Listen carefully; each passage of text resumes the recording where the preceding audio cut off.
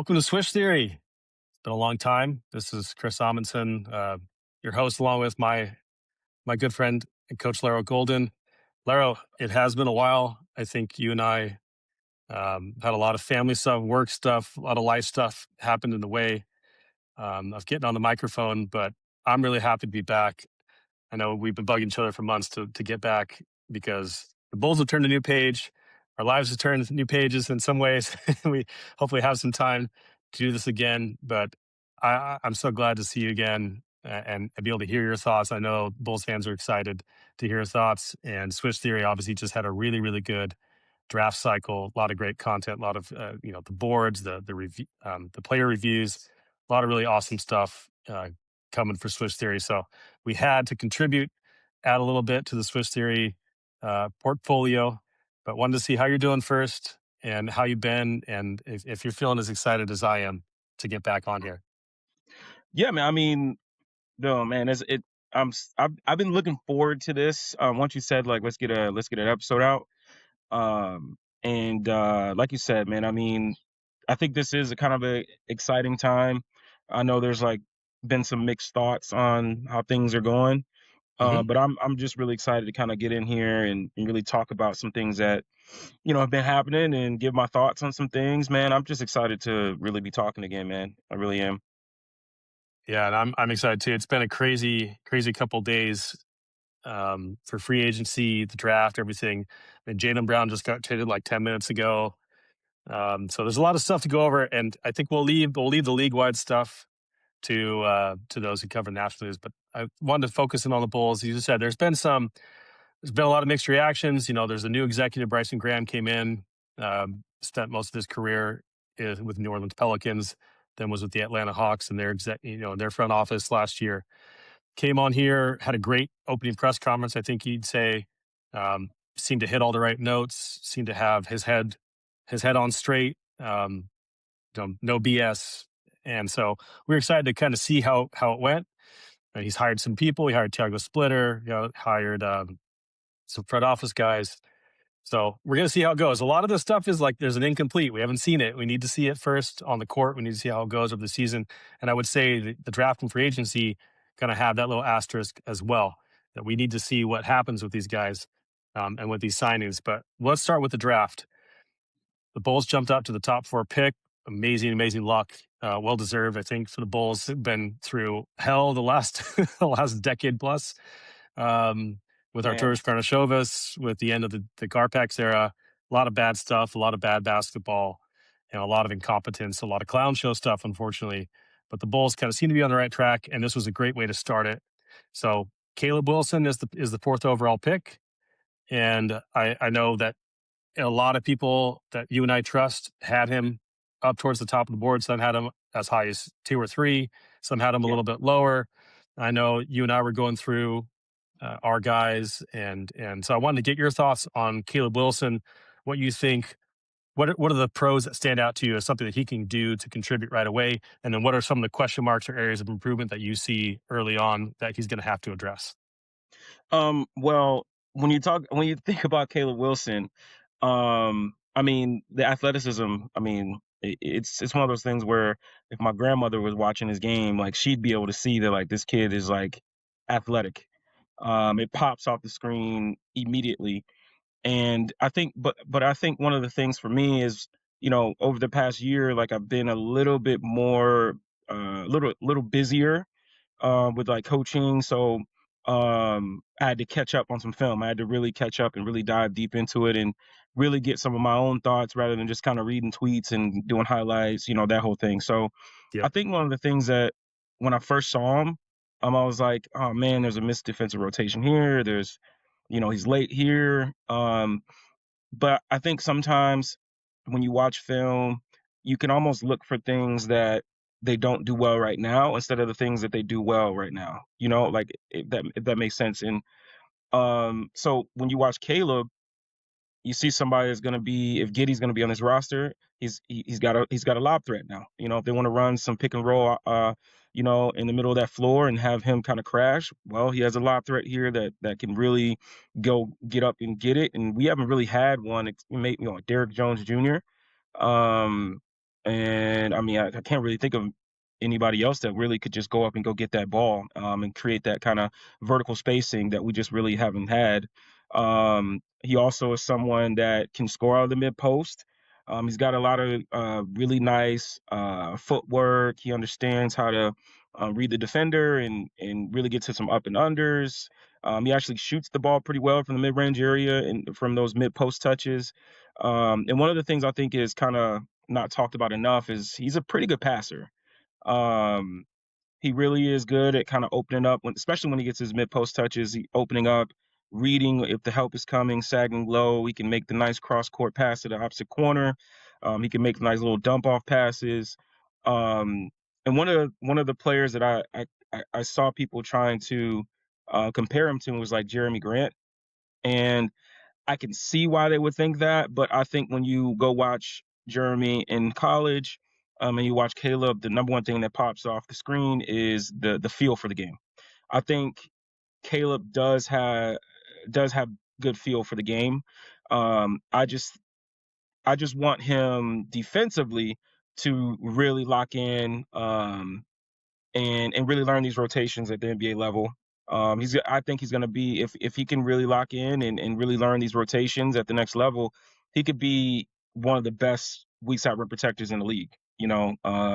I thought that with Pat as well, right? But I think when you talk about the athleticism, the ability to really go up and just alter things and play at a different space, Caleb is the guy, right? So Yep. I just really, I'm starting to become a big fan of Caleb. So it's just I see some of the things and why people had him rated as high as some people did.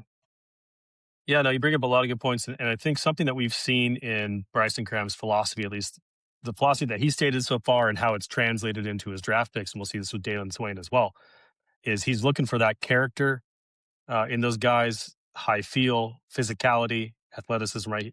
I hate that acronym. I'm not going to say the acronym on this show, but you want guys that you can feel on both ends of the floor.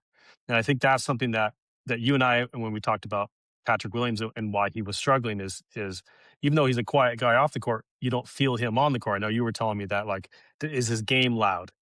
And Yeah, Caleb Wilson, his game is loud. And so even though he does have, like, people were comparing him to Carlos Boozer, Cam Bruiser, yeah, and talking about who had the higher upside, right? Back when we didn't know who was going to go forth, a lot of people were talking about, the defensive upside. And, Cam Boozer was a better, from a production standpoint, a better defender at the college yeah, level than Caleb Wilson. But I think there's a lot of things that are in Caleb's favor to make him a impactful defender. I think number one is that athleticism that pops off the screen. That's really important, right? Not only running and jumping, but agility, reaction time, all that kind of stuff. And then the feel that you mentioned, that feel is really high. A lot of young players, especially if you're the focal point of the offense, struggle on defense. They struggle with those defensive concepts, especially off ball. But those things can come along, and if you have athleticism and you have high feel, that gives you a pretty solid floor, I think, for learning those concepts and pretty quickly. So I agree with you. He's got some warts on that end, but I do think he also has a lot of potential on that end. And, hopefully have an infrastructure in Chicago that's going to be able to develop that. And then on the offensive end, yeah, I like what Bryson Graham is doing with the draft picks and with the players that we have, looking to have multiple people who can pass the ball and can make reads on the floor at the same time. And, yeah, we'll get into it with Nick Claxton, but that's one of his great strengths is his ability to pass and see reads. Modest has that ability. Josh Giddey, obviously, that's one of his best strengths. I would not say Norm Powell has that strength necessarily, but we'll get into that later. Um, but Caleb Wilson, I think, is a guy who can really benefit from that system where, especially early on, where he's not taking on such a huge offensive load that he can kind of learn and grow and find his yeah. niche and maximize what he's currently good at, which is that vertical pop, athleticism, that mid range, that passing, while not overtaxing him on the offensive end. Yeah, I like to think in the other skill that I didn't mention that obviously is going to be I think he's going to come right in the league and be one of the best, is the rebounding. I mean he's going to rebound the heck out the ball. Yep. Does a really good job of high pointing the ball. Not many times you see him going up and trying to grab the ball with one hand. He's a really good rebounder. And I like to think of like Caleb Wilson especially like when you think of, like Josh Allen when he first came into the league, right, for football, like he had all the athletic tools, right? Could, I mean, throw the ball from his knees probably 80 yards, but like it was the accuracy that really hampered him in games, right? So he relied on a lot of his athleticism with running the ball, running for first downs, running for touchdowns. So like he was able to rely on his athleticism until his mind and his feel for the game kind of Caught came to up. be what Yeah. he is now. Yeah, And I exactly. think that's what Caleb is going to do, right? He's going to be able to rely on his, he has NBA level athleticism. He's going to be able to rely on that until like he starts to understand, okay, when the ball's on this side, when they're running pick and roll this side, when they're running a pin down, do we want a top block? We'll do, there's so many different things that the NBA is going to present to him that I think is going to be tough, but I think his athleticism is going to be able to carry him on that side until he really is understanding, okay, this is what I need to do. And from the interviews and I mean all of them, you could tell this guy is going to be a student of the game. He's going to, really dive into the film. He's going to be one of those players that's in the gym all the time. So I think he's one of the players that I don't feel like I have to worry is not going to like reach his goal, reach his level that he can reach. I think that his mentality is just one of those you want all your players to have, honestly.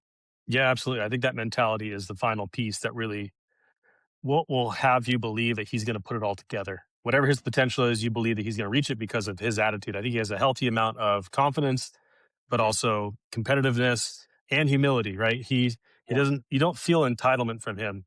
It's he's going to be the best because he's going to go out and earn it. He's going to yeah, prove it. Not that it's something that's going to be handed to him or something that he, just gonna get set on his shoulders. So I really yeah, appreciate that about him. Um, and he seemed the obvious pick, right? Like that was yeah, out of all the draft picks, it seemed like number 4, Caleb Wilson, was going to be the one out of the entire league that was chalk. yeah, It ended up going a lot of chalk in the draft, but yeah, yeah. yeah. I So did. Caleb Wilson was one of those that seemed like a slam dunk, an easy layup for the Bulls, and I'm glad that they did it. Um, I know you were a big Keith Wagler fan as well, Yeah, and we're yeah, hoping to see if we can find a way to snag him. But we ended yeah. up getting someone at 15 that was a little bit of a surprise to some people. But I know that you are a huge, huge fan of his game, and that's Dalen Swain out of Texas. He's a junior. He's a 6'8" guard slash forward, and he was basically the engine of the offense for Texas. So I Yeah. wanted to pick your brain on why you were excited about Caleb Wilson pre-draft and why you think or how you think he can fit into Chicago and what they're doing. So, I mean, my goodness, man, where do I even start? So I think when I go back and I think for a lot of people that have been following us for a while, they understand that we were kind of like the Pat guys, right? Like we wanted to give him the time to develop and learn. And what I learned from that, right, is I think when you're evaluating these guys, there's a certain kind of passion, a certain kind of way. I'm trying to figure out a way to explain this. So basically, what I'm trying to say is, Pat, right? He was a quiet, very quiet, very quiet. I'm sorry, not really a loud player on the floor, and I felt like a lot of what we wanted Pat to be, or and quite possibly could still be, um, it was a lot of projecting, right? It was a lot of, man, if he could just do this, this could happen. Man, if he could just do this could happen. And so I kind of learned from that as like, okay, let's look at the film, let's see what he can do now rather than like project, because you just never know what's going to happen. Because a lot of the projection, what I continue to learn is it has to do with your landing spot, right? And the OKC Thunder, right? The Spurs, right? Those two organizations are two that I can think of that do a great job of developing their players. And you know, so a lot of times is relied upon that, right? But fast forwarding to Dalen, right? You listen to him in the presser, right? The introductory press conference. He's very soft. He's kind of like soft spoken in a way in terms of like he's not like Caleb where it's kind of like, I want to be the best in the league. I want to, there's a Yeah. difference. There was a difference there. And when you go and watch the film, the game is loud, right? He plays with a lot of passion. You're talking about somebody that can handle the ball at 6'8" like a guard. He can get to his spots. He can play out of the pick and roll. Um, you know, I mean, the passing I think is underrated. I think a lot of his passing was very, hey, once I get two on the ball, he's not the type to play around the ball. He's just going to get off of it right away and just hope that the person that catches the ball out of the pocket can make quick decisions to keep the advantage. Um, and I mean, defensively, I think he took a little bit of a dip at Texas. At Xavier, I thought he was a way better defender, but I do think that has had a lot to do with, if you go look at the usage at both these years at Xavier, it wasn't as high as it was in Texas on offense. And I think he was around 28% or somewhere around there at Texas. His first year at Xavier, I think he was at 14%. I think 20% the second year. So, like, he didn't have a ton on his plate on the offensive end. So I think he was able to use a lot of his effort on the defensive side. But he went to Texas. I mean, like you said, he was kind of the engine. He was able to get into the paint, make tough shots at the rim, play off 2 feet. I mean, there's just a lot of good things to like about him. But on the defensive side, I think there's a lot there, right? I think he's somebody that's gonna be able to be switchable. He's gonna be able to stay in front and kind of, um, just play probably one. I would say 1 through 4, depending on the four. I'll just say 1 through 3 just to be safe. But like, I think he's gonna be somebody that can really impact the game. Plays really well in transition. He's another player that just is devastating in you talk about somebody like Caleb Wilson, Modest Buzelis, and Dalen kind of attacking on transition. I mean, that's going to be crazy. So I mean, concerns for me are the shooting.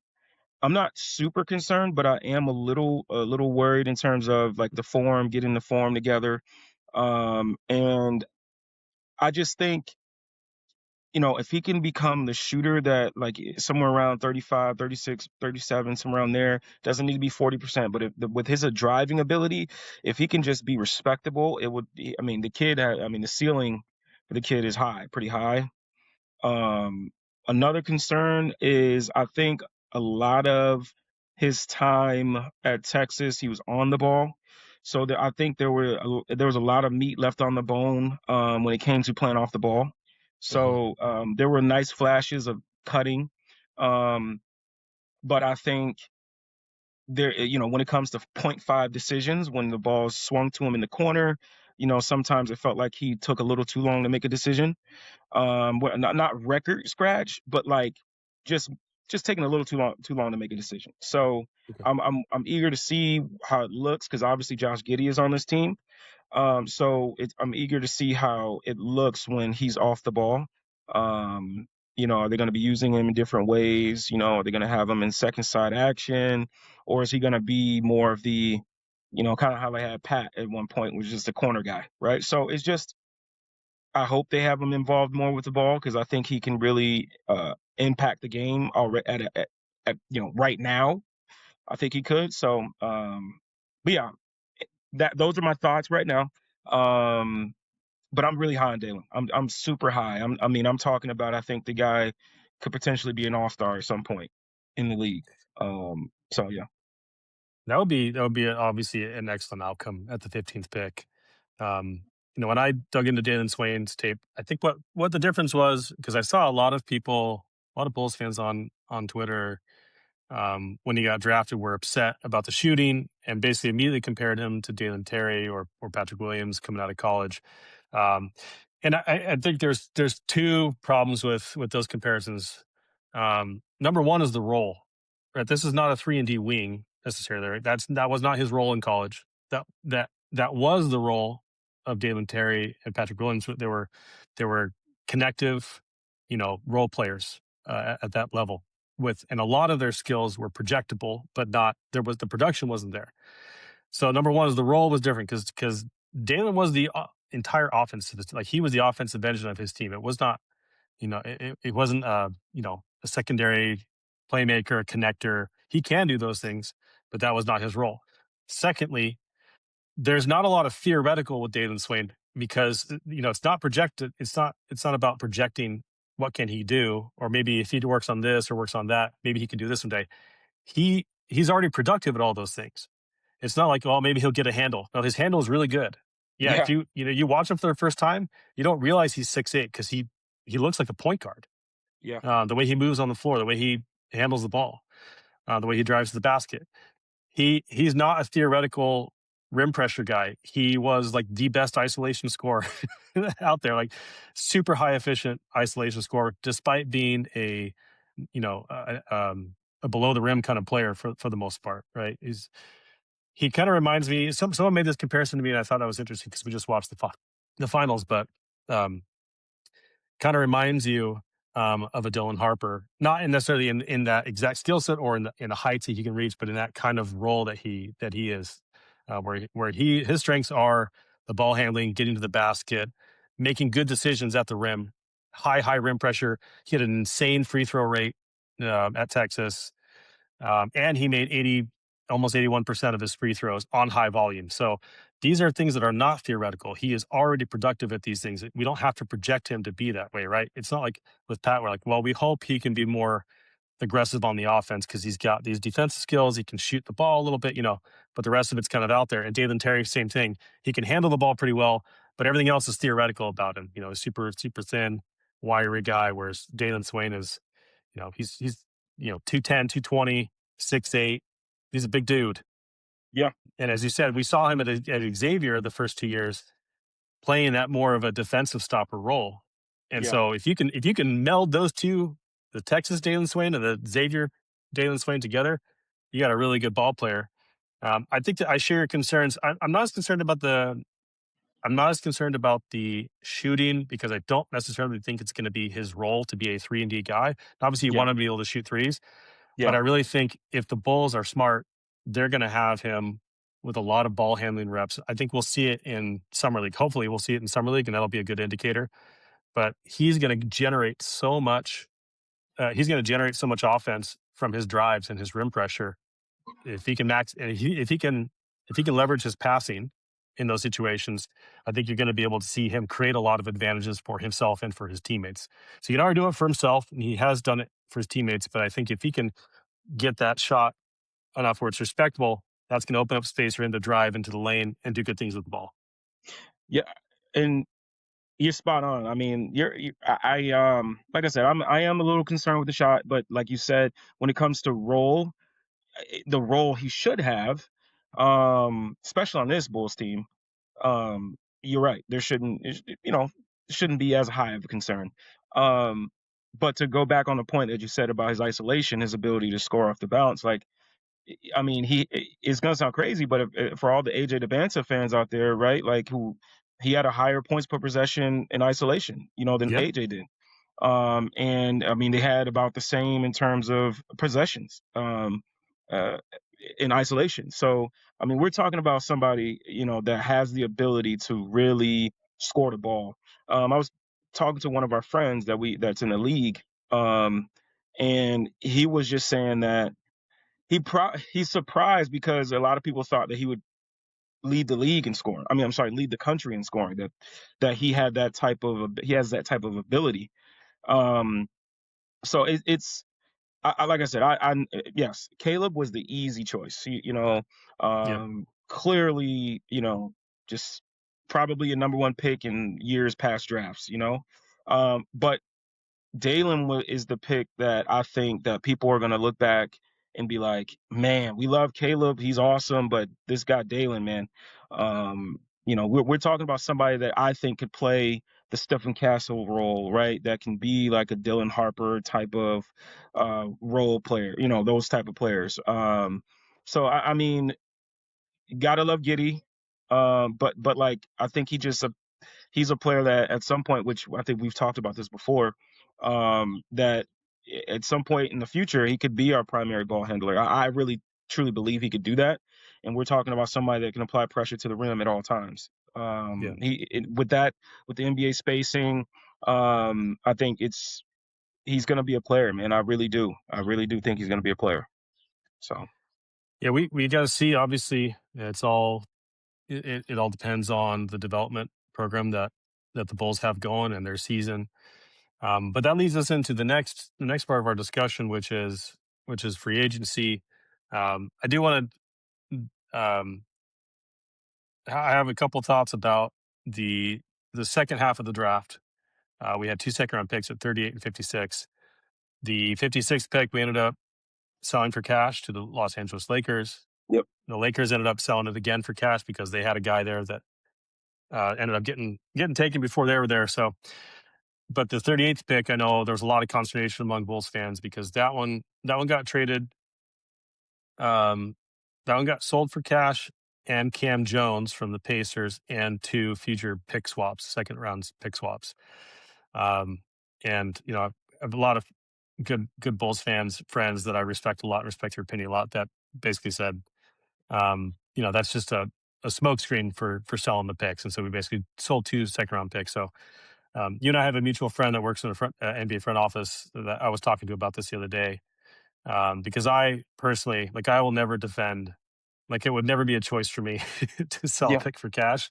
yeah, And I see why people think of it as like Reinsdorf greed. I get that. Like, I understand it. And, Reinsdorf's definitely you know, haven't ever given an impression that they're anything but, spendthrifty. So I understand how that narrative develops, and it may be true, but it was interesting. I had a conversation with him, and he said basically, listen, like, when in the second round, when a pick comes up and your board, the guys that you've targeted, is dry, right? If you don't have anybody that you're really into, you got a couple options. Because number one, if you draft a player at that spot, you have to, like, more than likely you're going to give them a roster spot. So it depends on where your roster's at. How many roster spots do you have? How many picks do you want to be using on development of players? And there may be a situation where you have a guy, but you think he's not going to get drafted, or you think you can get him on a two-way or as a UDFA, right? And so it may not make sense to spend that pick on a guy you think is not going to get drafted anyway. So if you really do like a guy, you may be able to get him as unrestricted free agent, an undrafted free agent. If you do like him, you can pick him. But if neither of those are true, then you can either try and move the pick for future assets, or you can try and draft and stash, like a European guy or someone who's not planning to come over. But a lot of times, executives are under the gun in these situations. You got 5 minutes to make that pick, and maybe 15 minutes, 20 minutes before that, your guy's not going to be there. Like, I don't know, the exact scenarios, but it's not like you got a ton of time to think about it necessarily. Um, but in those situations, you know, if you can't find a good trade partner for that, I can understand in this situation why the Bulls said, "Hey, these second round picks are going to be more valuable because the way that they've done the lottery now is if whoever wins the lottery, it goes in reverse order for the lottery teams in the second round. So if the Bulls end up getting the fourth pick and the Pacers get the 16th pick, now the Pacers have the 31st pick in the second round and the Bulls have one in the 40s. And so that pick swap becomes a lot more valuable in that situation. So, obviously there's a lot of variance there. So it may end up being that these second round picks turn into nothing and are completely worthless. Um, but I can understand, even though I would never personally make the decision, I can understand why Bryson Graham, who went on the radio the next day and said, "Hey, I didn't have anybody that I was targeting at that point, and so I was trying to move these assets forward," I think is what he said. And so he ended up trading for those second round picks or second round swaps and Cam Jones, who he then waived. And a lot of people were mad about it, and I was mad about it at the time because I was like, you didn't have anybody at 38. But at the end of the day, if you don't like your guy, you don't like your guy. And you kind of have to trust that the people that are in charge, are doing their research, doing their due diligence on these guys. And if they don't like a guy, then you can't expect them to take guys that they don't like. At the end of the day, it's kind of, I understand why they wouldn't want to do that. So I'm not ever going to defend selling a pick. but I don't think that Bryson Graham was being untruthful about his philosophy and his reasoning behind it. Like I can see in that situation where he doesn't have a guy, where he thinks this is more useful than me drafting a guy I don't want. I can get all this cash and these second round picks that may become a future asset for me down the line. So I don't want to like belabor it too much because I know it's a sore spot for a lot of people. But I just thought that was interesting. It changed my perspective a little bit when I talked to our friend. Yeah, I mean, I like you know me, right? Like I'm a guy that loves the coach. I love the X's and O's, the player development part of it. So I just I don't want to make it seem like I'm brushing it off because it may very well, he may have like I'm so like out of the loop on like front office stuff that he could have been lying to me and I didn't know, right? Like he could have been, but I do think that second rounds may end up being kind of blah going forward because before this NIL stuff happened, before guys could go back to college and make more money than they did if they were a second round pick in the NBA, why would I could stay in the second round if I could just go back to college and make 4 to 6? AJ DeBonta I think was making like 9 million. Like why would I? Why would I stay? So I do think like players like a Billy Richmond is somebody that I'm sure that would have been a Bryson guy, I'll say that. So and he went back to college, right? There's so many players that I think would have been draftable this year Hmm. that decided to go back to college, right? So I Yeah, do think not only Bryson, but I do think there will be a ton of GMs that maybe they don't sell it for cash, but they're going to be moving them because you may not have a guy there anymore. There's not yeah, going to be a bunch of my guys in the second round anymore, in my opinion, because it was I think Io would have gone back. yeah, If it was around then, like Io to me was a first rounder, but he ended up going to the second round. Like he probably would have went back. So it's like I get both sides. And he's probably not lying. We were at what 38. The guys that I would have liked, Malik Thomas. I'm not the biggest Bruce Thornton fan, but I could have understood if he took him. Right, there were guys that went early, and like the guys that I would have drafted outside of Henry Visar, um, went early in the second round. Now yeah, you could have traded to move up. I get that, but it's like after that, it's like, guys, I mean, who do you want them to take outside of Henry Visar? But I'm pretty sure, like in the second round, like the games are played differently, right? Agents may say no, like don't draft us. We want guaranteed money. If you're not going to give us guaranteed money, then we don't want to go there. So the second round is a little bit different. So yeah, uh, I do want to give him a benefit of the doubt, because yes, the Caleb Wilson pick was a no brainer, but the Dalen pick, I mean, I just really believe in that player. And so, I yeah, can't get to where everybody else is at the moment. So yeah. yeah. And I don't blame anyone for being there. Like when John Paxson gave a really similar answer. Now he said I did it to build equity with ownership. Like that's a different answer and that's a different reasoning. But I can at least understand Bryson Graham's philosophy about why he did it, even if I disagree with the actual action. Right? Like I can separate those two things in my mind. I can say, hey, this could be reasonable. This could be a reasonable strategy and philosophy, even though I personally don't subscribe to that philosophy. And as you said, the, we already saw the second round picks and their value um, on display because we had 29 of the 30 second round picks change hands at the draft. 29 out of the 30. The only person who stayed there and drafted their guy was the Toronto Raptors. That's it.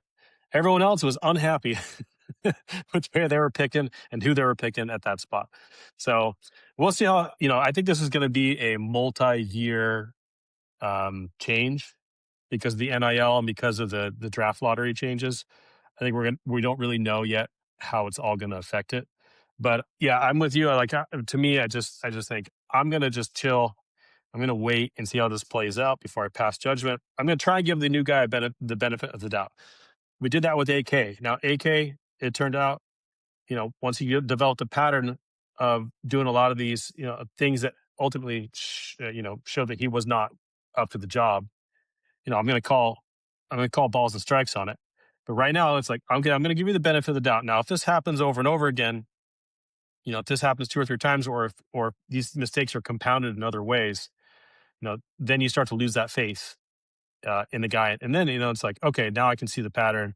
And now I have a lot less trust uh, in that. But I agree with you that the Dalen Swain pick gave me a lot of faith that like he's got a good eye for talent there. And maybe if he did not want to use another roster spot, that he had a good reason. So let's get to whether or not he had a good reason, which is we're going to talk about free agency. Um, we had one transaction that has not been completed, but was already put into motion before free agency started, which was that the Bulls acquired Nicholas Claxton from the Nets, the Brooklyn Nets, in a three-team trade that Minnesota sent Julius Randle to the Nets, and there was some picks exchanged. And the Bulls basically got Nick Claxton for free. They sent the contract of Mohamed Gay to them, and he got waived. So it's basically, nothing got sent out on our end. So, I think initially my first thought on the Nick Claxton was, hey, we got a center for free. That's pretty cool. Um, but I hadn't watched a lot of Nick Claxton the last couple of years on the Nets. I kind of have been taking a pretty long hiatus. So as I dug into it more, like I could see that there's reasons why he went for free, right? And he's making about $45 million over the next 2 years, which is not cheap. He's not one of the top paid centers in the league, but it's not cheap either. So I understand it.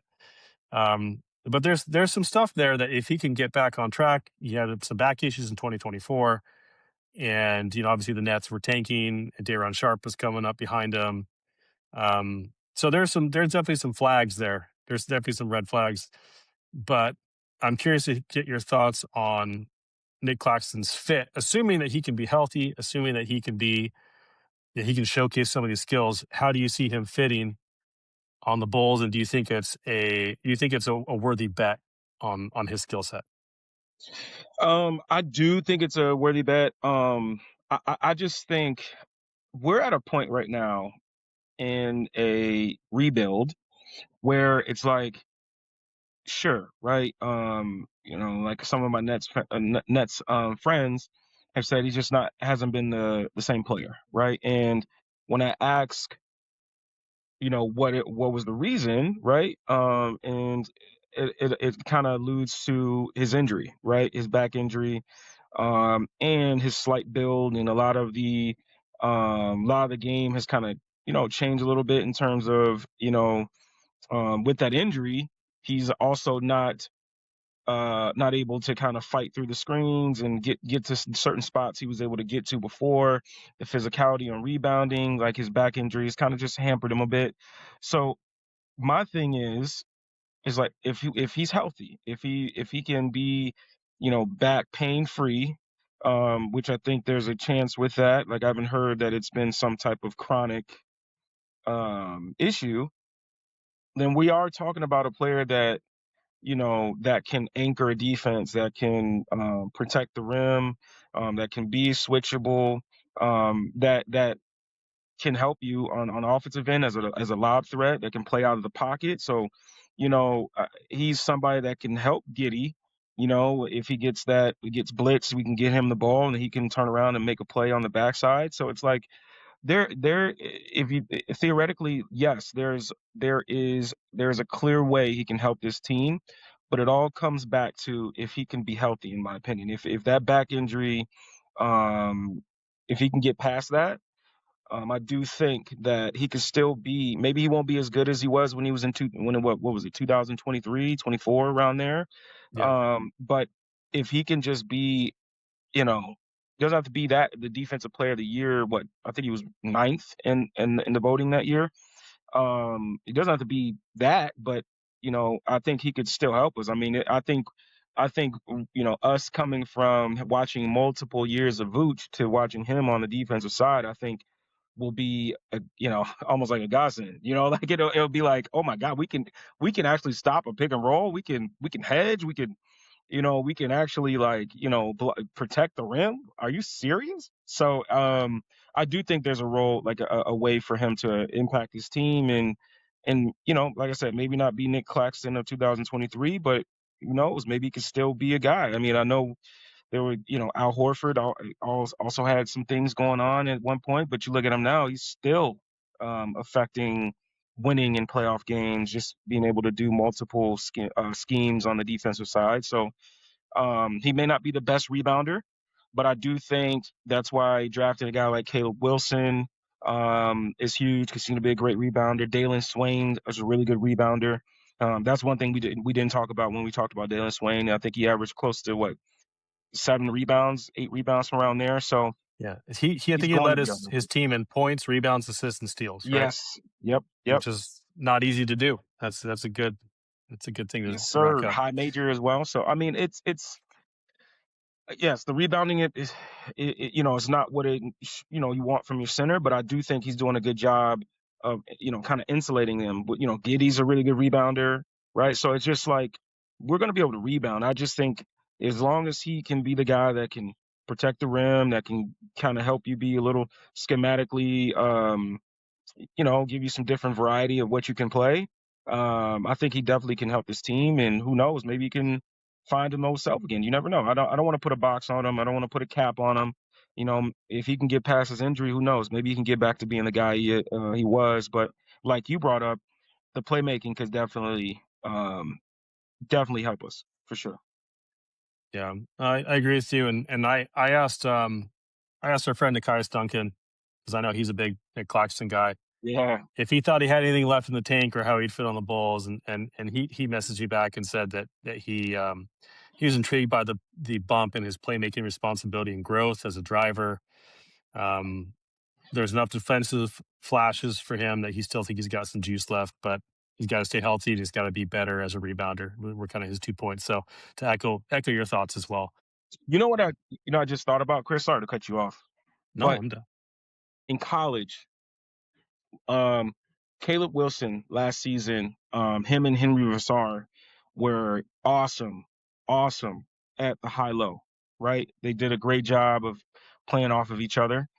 Hmm. And what I'm thinking about is like if you could think back to like those Golden State Warrior years when they were like dominating the league, and they would play out of the pocket, and Draymond would catch it and be able to draw help, and he throw the. I mean, you'd always knew it. There's gonna be a lob to Andre Iguodala or a lob to somebody on the backside because they're cutting behind the help. I can see that with like Giddy coming out, hitting the pocket, with Nick turning around, and you got Caleb, cutting on the backside for a lob. Like I could see a Yeah. lot of that happening. I do think now that I'm thinking about this thing, man, like there is some creativity with the passing, right? Dalen's a good passer, Giddy's a good passer, Claxton's a good passer, Caleb's a good passer. So I do think I don't think we're gonna have a passing problem on the team. Now I know, like you said, we're going to get to it. Norman may not be the passer; he may be more of a play finisher, right? But But but we need some of those too. yeah, exactly, exactly. So I do think the passing on this team could be pretty fun. Yeah, no, I agree with you. And looking at what Thiago Splitter was doing last year Yep. with Portland, he had a pretty interesting roster where he basically didn't have any point guards because of injuries and had to put the ball in Denny Avdia's hands and just drive over and over and over again to the basket. And a lot of Portland fans were kind of angry about that because felt like a pretty simplistic offense. But he also took a ton of threes and he had a ton of rebounds, ton of offensive rebounds. So, he was trying to maximize his strength. So, thinking forward about the Bulls, we got tons and tons of ball handlers, and we've got a couple of people now that can really put pressure on the rim. Giddy has not historically been one to put a lot of pressure on the rim. But I think Modest and Dalen and Caleb are all guys who really can. And that's going to open things up. There's different ways to create spacing. I know this is not a high profile shooting team at this point, but I don't think there's anybody on this team that is that's expected to shoot that is a zero at shooting or like can't fix their shot or can't get better at their shot. Like I think Modest and Caleb and Damon, and you got Norm, Pat. Those are all have been quality shooters or can be quality shooters. I think, or at least not someone that you can just completely sag off on, especially if they've got the driving game to kind of help mitigate those that lack of shooting. So I'm interested to see what Thiago Splitter does with this roster now that he does have several people who can handle the ball and pass on the team. So the other thing with Nick Claxton is you're taking this bet on him, but you also have two other centers. So Jalen Smith still on the roster. He's got another year left on his deal, which seems like a steal. He did really, really well. He can shoot a little bit more. Like he was more kind of a, to me, he seems more of a theoretical fit next to Caleb Wilson and Modest in the front court um, than Nick Claxton. They provide different things, but then we also have another signing. So we also signed Zach Collins to a 2-year deal, team option on the second year. I think it was about 9 million and change per year. So that's another guy who, when healthy, he can do a lot of things. He's a little bit better defensively, I think, than Jalen Smith or Claxton were. But the health is the big issue for him. And he only played 10 games last year. Now he did play in the mid 60s. He played 63, 69, 62, I think it was, the 3 years before that. So he was healthy those years and was productive. But obviously he had the season-ending surgery this last season, and the Bulls were doing just doing a little light tanking as well. So that certainly didn't encourage him to speed up the recovery timeline. But I'm interested to see how that fits, because now we've got three different guys who could start, and I kind of like the idea of giving them each a shot and seeing how they progress. These are all deals that I think could be movable. If one person takes the reins or another person doesn't, I don't think that any of these are deals that are going to come back and bite us too hard. I mean, Claxton would be the most damaging because just has the highest contract. But I can see someone like Jalen Smith, being traded at the deadline if the other two guys are doing well, or if another Yeah. team comes calling and wants, is going to attach a draft asset for Jalen Smith. But I think Thiago Splitter has a little bit of variety here between these three different centers, where he can do a lot of playing around with the style of play, and see what's going to help maximize his young stars. Yeah, I'm pretty excited is pretty strong, but I'm intrigued about Tiago, because listening to him talk about the game in his interviews, there was a couple questions that Sam Smith asked, and I thought, you know, it did a good job of kind of bringing out his coaching, the way Yeah, yeah, his process. And I think his answer about, when Sam asked him about, hey, if you guys are bad at threes, why'd you take so many of them? And his answer to that was like, hey, hey, yeah, they were bad. We were a bad shooting team, but we were one of the best offensive rebounding teams in the league. So we ended up rebounding a lot of those and putting and scoring off of it. yep, But also, I loved his thought where he was like, he followed it up with like, hey, when you got a young team, it's about just finding the right shots. If yeah, we may not be the right, the best shooting team, but is it the right shot? yep, Like, and I think that process wise is awesome, right? Like that is the way it should be as a coach. When you have a young team, don't overcomplicate it. Let's just learn how to play the game. Make the right pass. We need to make the right pass. Take the right shot.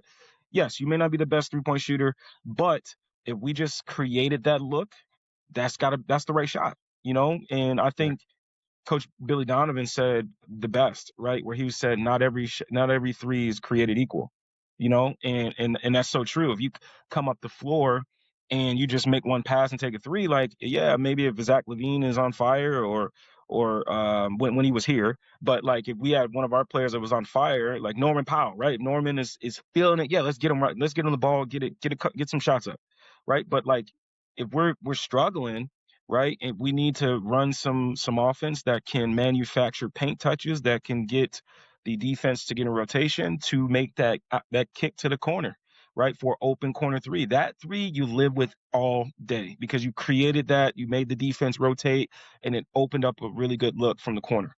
Um, but I'm just super excited to see the way. Again, I always say excited, but like I just kind of want to temper my expectations. But I am like, forget it, I am. But as a coach, I'm excited to see this guy Tiago kind of lead the troops, especially with another young roster. I really do think that losing, Portland, the players in Portland, you could tell that they didn't want him to leave. Like they all really liked him. And I think a lot of that is because as a player, you want honesty, you want to be pushed, and you also just want the game to be, your coach to simplify the game for you, right? In Yeah. terms of knowing what you're gonna do day in and day out. What's the scouting report? What are we gonna do? And I feel like Tiago is that guy.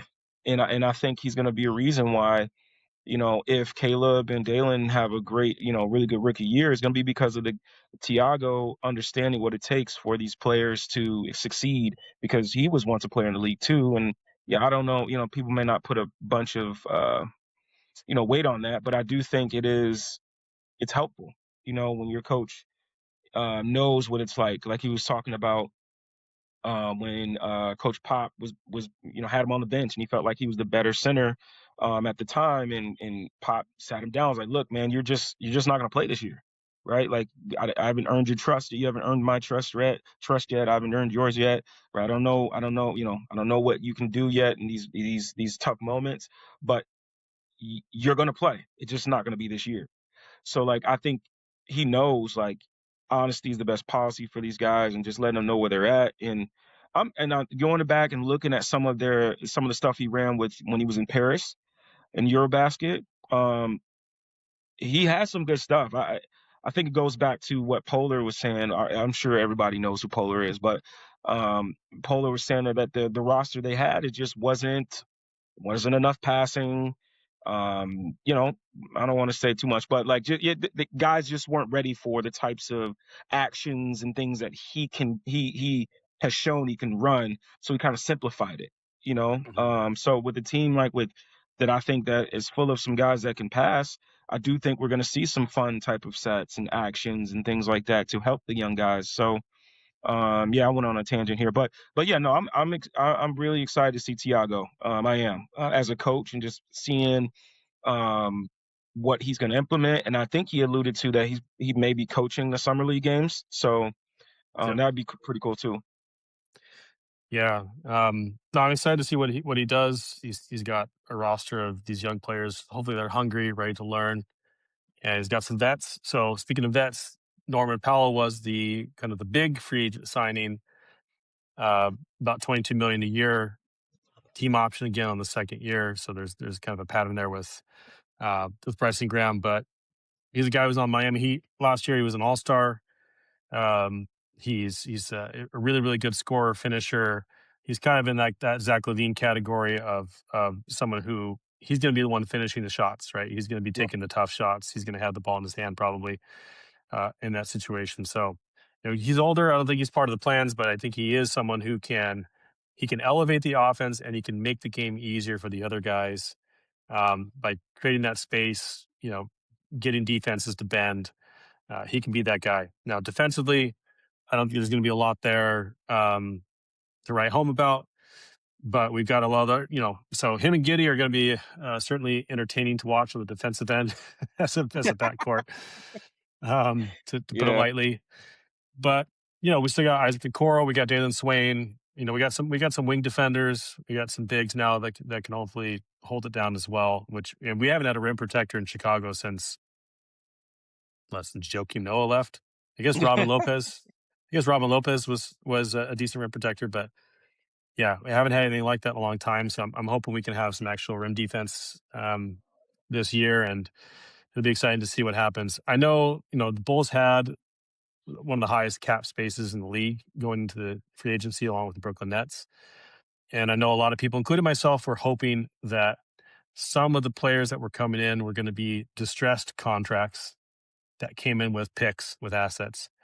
And to be honest, through the first day and a half of free agency, we haven't really seen much of that.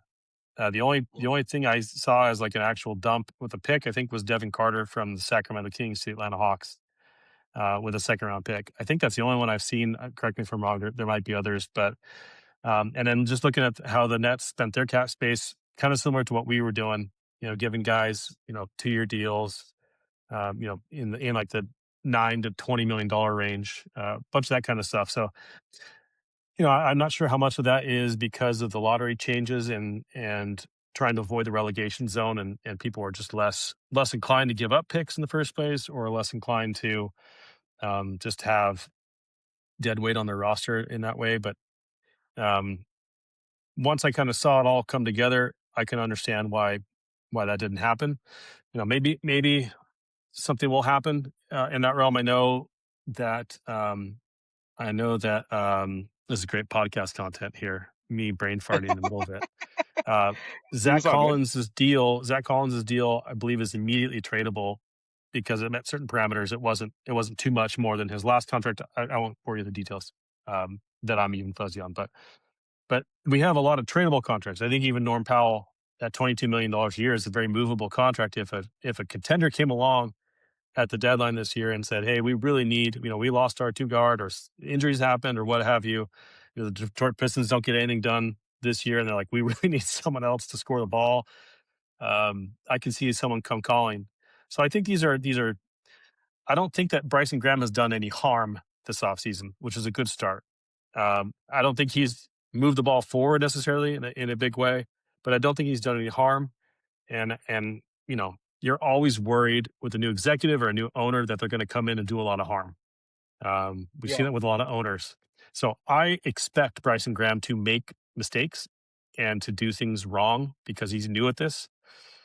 So I think he's kind of taking an approach that I appreciate, which is he's being patient. He's trying to make sure that he's got tradable contracts that only last 1 year, or where he has an option for them to only last 1 year. Um, you know, fill in the holes of the roster, but really to be able to see what he's got in some of these guys this year as they get to play. So I don't mind that. He told us from the beginning it was going to be a long process, that we're on the ground floor. So it'll be interesting to see where it goes. But that's basically the offseason. We have one roster spot left, and we have a $9.4 million room exception that we can still use. So that is pending. Wait to see what happens with that. But so far, that's the offseason, and this is basically what the team looks like pending some sort of trade, or unless LeBron decides to take the $9 million to come here, which I doubt will happen. We don't have room for him anyways. We got enough power forwards. LeBron, go somewhere else. Seriously. I will say, like, you know me, man. Like, I need to get better with like the cap and the MLE and all that good stuff. But I It's I boring. hope I hope I will say that I hope Norman Powell is not on the team past the trade deadline, because I do think that he, barring injury, but I do think he's the type of player that these playoff teams are going to want. Hmm. I mean, the one of the things that we're going to see in the first half, at least, is the versatility as a shooter. You know, he can come off a pin down and shoot the three. He can obviously shoot it off the catch. He can shoot it off the dribble, right? And so like that type of shooting. I mean, obviously we see it every year in the playoffs. Like, you need shooters on the floor. You need somebody that can really make defenses pay, especially when you have a Jalen Brunson on the floor that can break down a defense at will and find open shooters, right? Like, you need somebody that can knock down the open shot. And I think that's probably what Norman's thinking as well. Like, hey, you know what? Let's take this deal. Let me put some numbers up in Chicago, and hopefully I can get moved to a playoff contender after the deadline. But I do think Norman could be fun for us to watch in the first half. I mean, he's the type of player that can really get hot and put up some big numbers. You know, he's just somebody. He's a player, in my opinion, that, like, if you don't watch him, like, if he's not on your team, I don't think you realize how good of a player he is in terms of like shooting and even shooting off the bounce, right? And I think he's one of the players that we're going to see, while he's a Bull, that, like, man, this guy can play, right? And he needs to go to a contender. So I'm hoping that's what happens, and we can get some stuff Yeah. for him. But I don't know about you, Chris. Like, do you, if let's say, for instance, he's on our team after the trade deadline, is that something that would have you a little frustrated?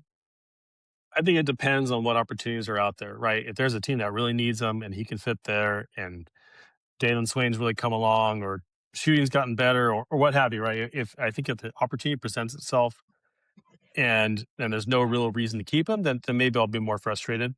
But I can also see him going through this year, and then maybe he lasts the off season because off season is a time where teams have a lot more flexibility, um, and they have a lot more delusion about where they can go.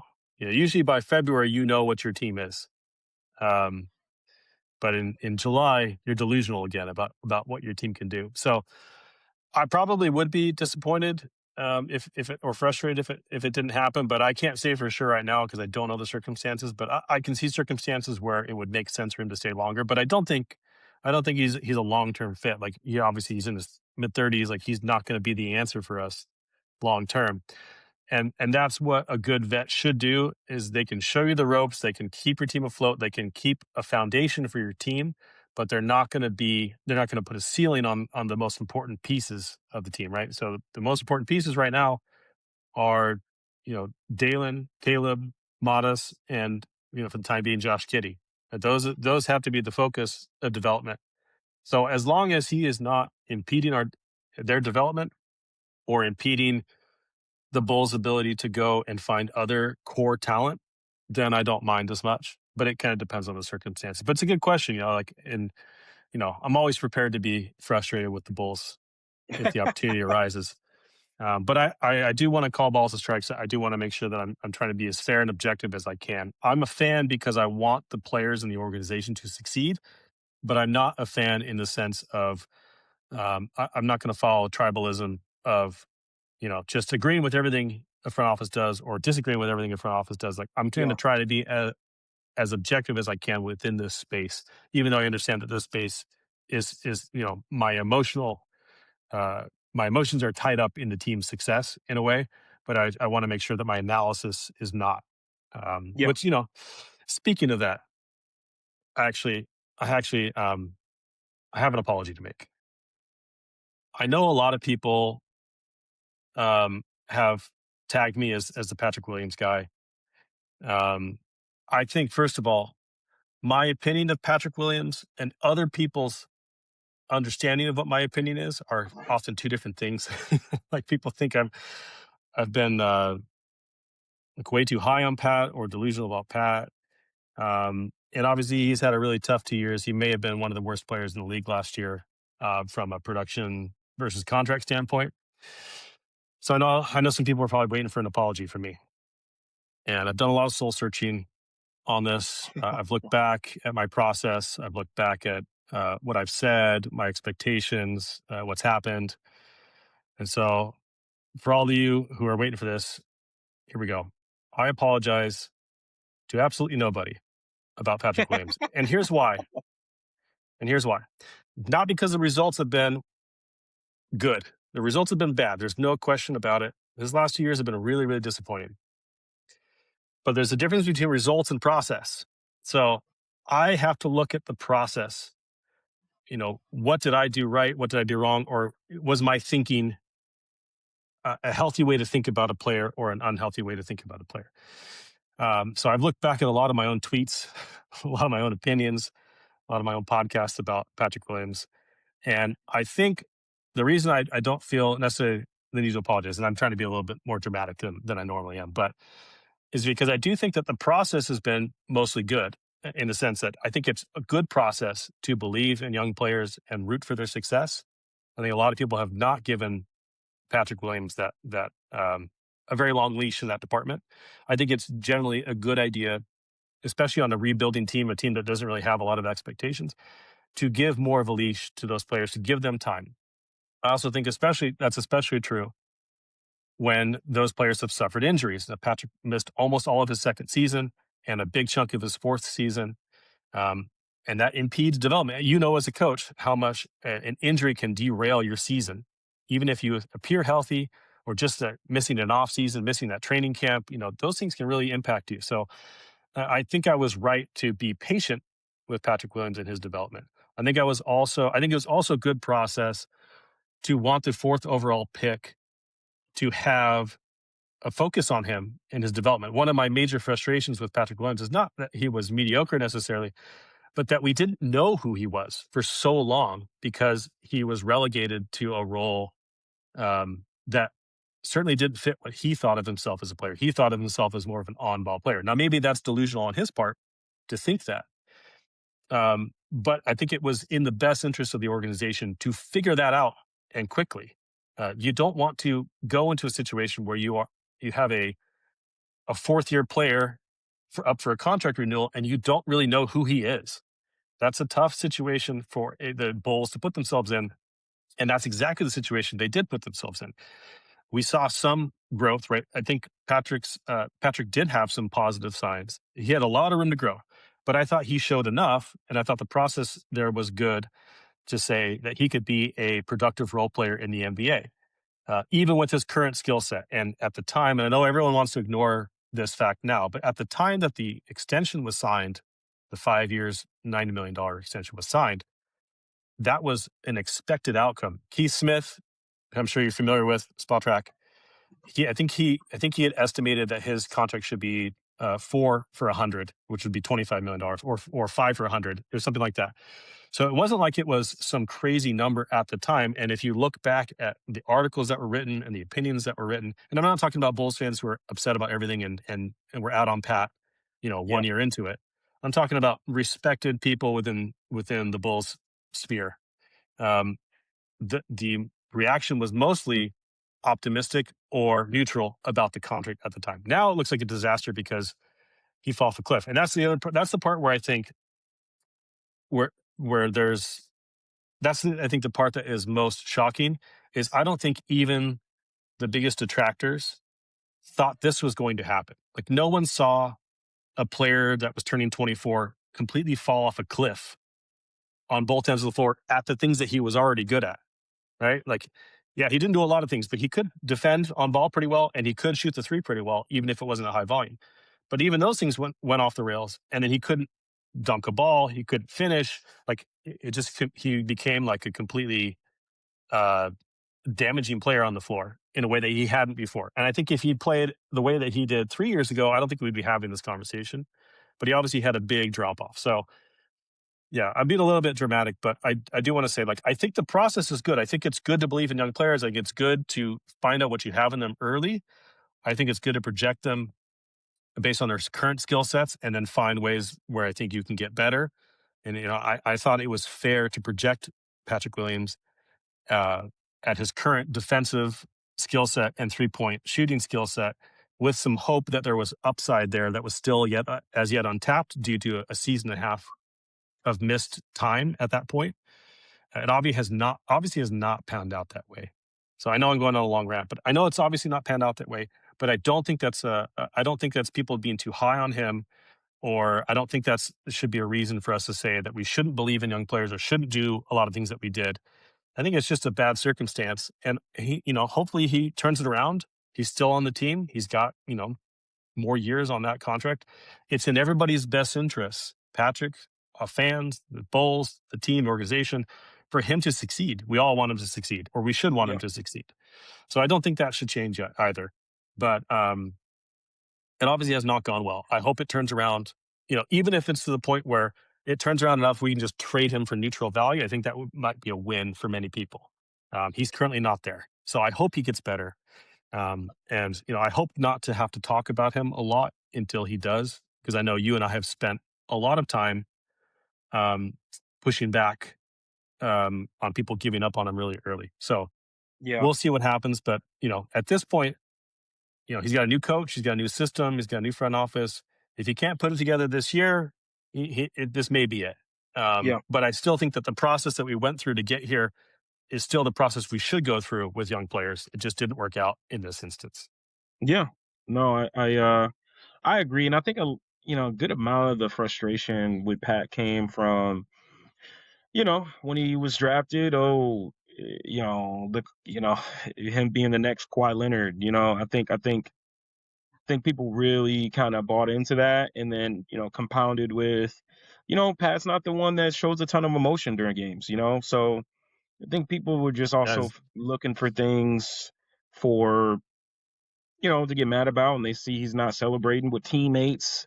So he must be mad about this, and he's not rebounding, all these other things. So it's just one of those things where I think at one point, at some point, it just all compounded, and people were just over it. And yeah, I do think I do think there's a little Wendell in there where maybe he listens to the fans a little too much, and just got down on himself a little bit. I mean, he does look like sometimes he does look like a player that just He looks listens miserable. to the yeah, He looks miserable because winning solves yeah, all. You wouldn't hear any of this stuff. No one would care about any of this stuff if he was being productive on the floor, but he has it. So everyone starts yeah, looking for any reason why that could be. And some people are really, really mean and harsh about it and shouldn't be. I mean, yeah, these are human beings. But obviously, he has not lived up to yeah, his original billing as the fourth overall pick, of course, which is he didn't get to decide where to get picked. But the Bulls certainly didn't treat him like a fourth overall pick in the way that they in the on court uh, hierarchy because yep. they were trying to chase their own view of competitiveness. So yeah, no, I agree. But I had to apologize for nothing on that one. I think there's a lot to learn for me personally about it, but I do think that a lot of the process that we go through and like my general feeling on young players is one that I feel good about. And I hope it works out for Pat. I hope it works out for other players, but I'm not going to start just hating on players or giving up on them super early if I think that they have a chance. Because there's no basketball reason why Patrick can't be a rotation player in the NBA. There's no basketball reason why. So I don't know what's going on with it, but I don't. No one saw this coming. No one saw him being this bad at this age. Because they're always like, "Hey, he's only 21. He's only 22." But Yeah. obviously, he is right now. He is that bad as a I mean, basketball player. if you go back and you God, see, I hasten, but if Now you you want like to, go yeah. look Now I'm at going to like get you into it. the Raptors, the Raptors playoff game. What was it? I can't remember if that was a play-in. That was a play-in game. When they played against the Bucks, right there were. I mean, there were moments where, Yeah, he had two you're like, 20-point he's there. games in that playoff series against the Bucks. You know, I, but that I was a long just time think, ago, Laro. yeah, Long yeah, it time ago. was. But I think there's it's there. It's not like we're trying to pry something out of somebody that hasn't shown one bit that they can do anything. It's just like you said, Yeah. it's this year. If it doesn't happen this year, then it's like, hey, what can you do? You're not going to be able to trade them. You're not.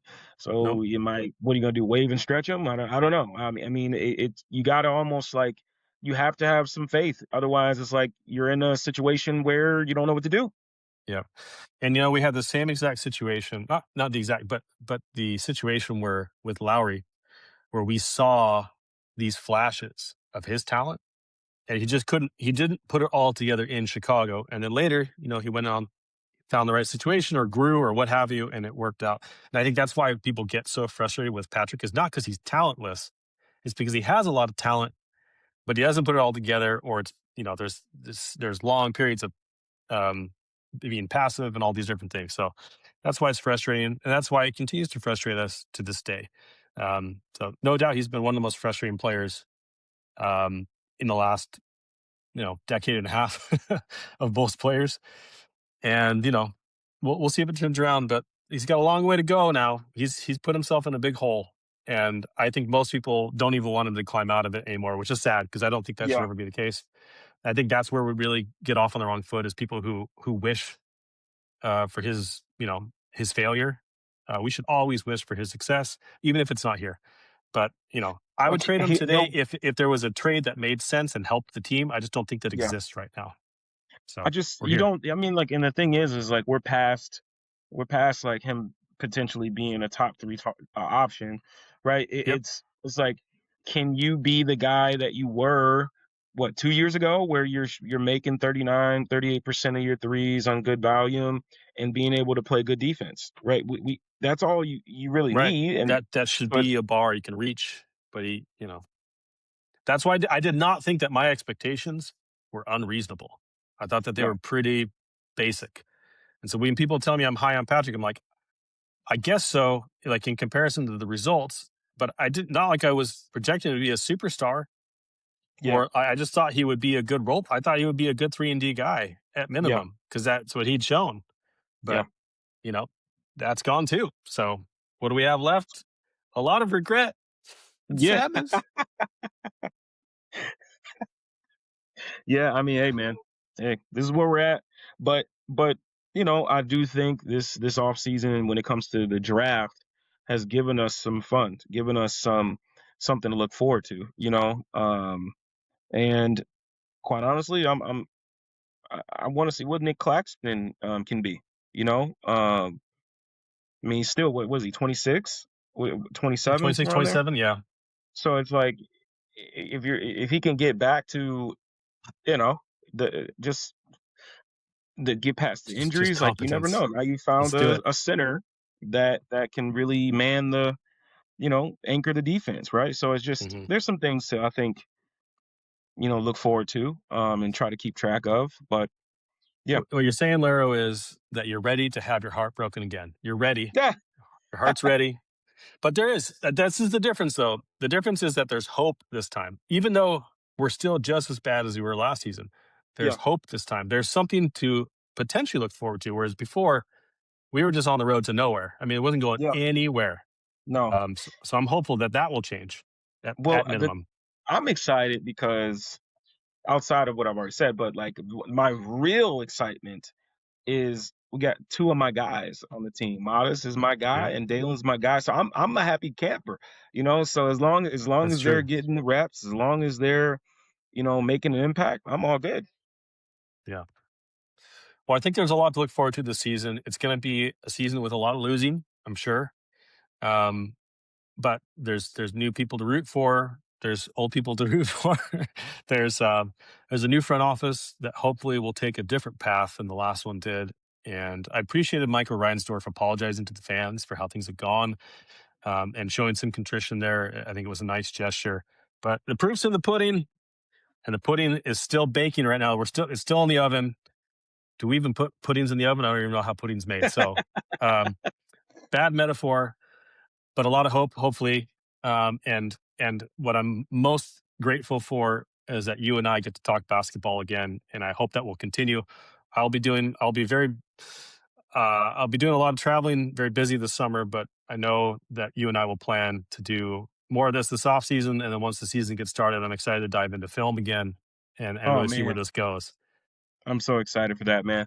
Um, I do think this year will be a lot easier for me to kind of hop on and do more of the podcasting and because I think around that time I started with Puma, so a lot of my time was kind of taken up. But Yeah.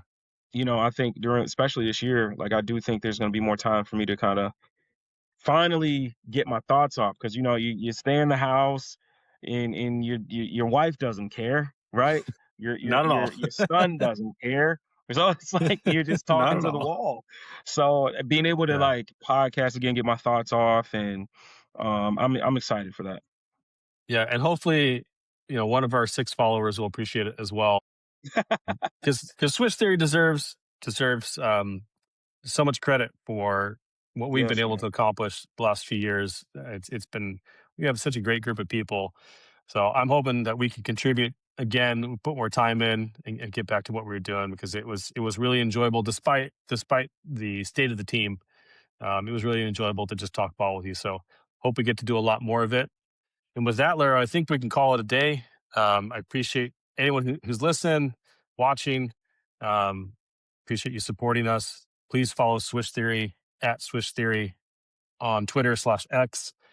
Follow all the great people that write for us. Follow the draft guide that we put out. If you have questions on who your team drafted, we got some really, really awesome breakdowns of players arguing for them, for the upside and for the downside of each of those players. I think it's something that's really incredible and you're not going to find anywhere else. A lot of great draft coverage out there. But I think Swiss Theory has done a great job. So keep supporting, and we will talk to you guys next time. Peace. Peace.